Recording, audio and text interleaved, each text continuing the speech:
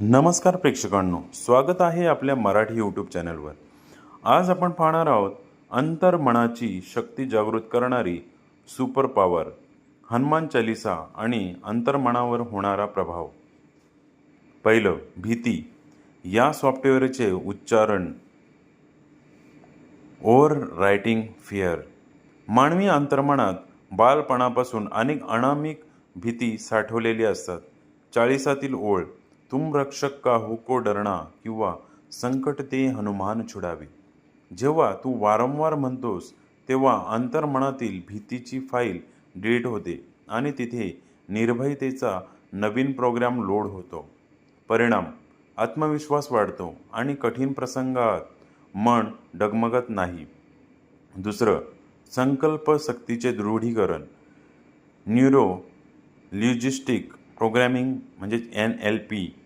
चालीसाच्या सुरुवातीलाच आपण म्हणतो, बुद्धिहीन तनु जानिके सुमिरो पवन कुमार, बळबुद्धी विद्या देहू मोही।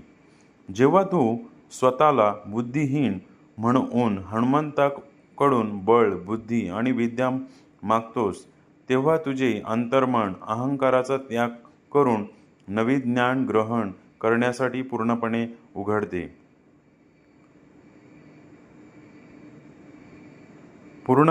उघडले जाते। यामुळे तुझी शिकण्याची क्षमता वाढते। तिसरं, ध्वनी लहरीचा परिणाम। Sound vibration therapy.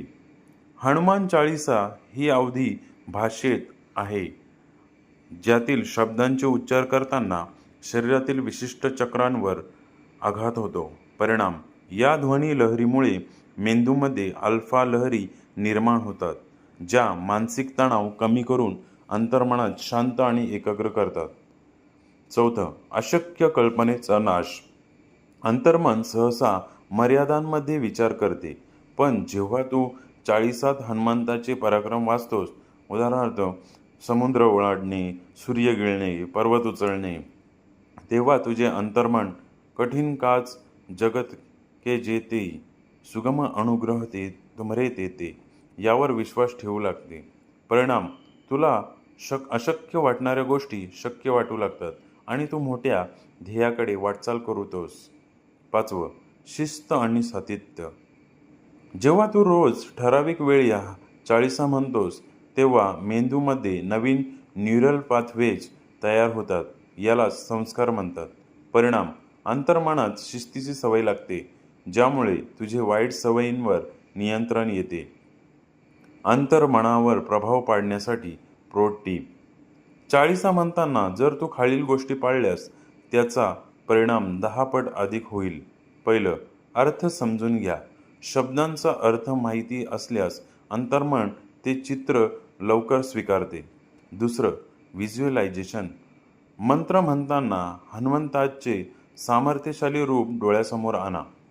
तिसरं, झोपण्यापूर्वी किंवा उठल्यावर।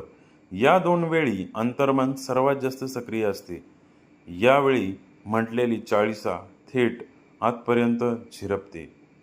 अशाच नवनवीन माहितीसाठी आपल्या चॅनलला लाईक, सबस्क्राईब, शेअर आणि कमेंट्स करायला नक्की विसरू नका। धन्यवाद।